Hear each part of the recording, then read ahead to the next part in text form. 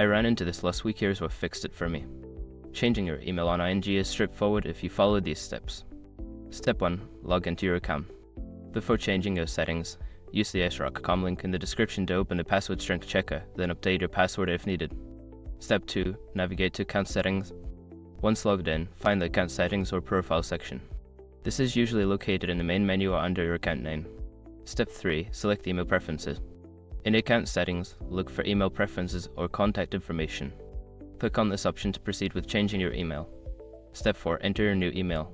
Type in your new email address in the provided field. Double check for any typos, as an incorrect email can lead to issues. Quick gotcha: if you misspell your new email, you might not receive important notifications, so double check it before moving on. Step 5. Save changes. After entering the new email, look for the Save or Update button to confirm your changes. You may receive a confirmation email at your new address to finalize the update. That's it. You've successfully changed your email on ING. If you run into any issues, don't hesitate to reach out to customer support for assistance.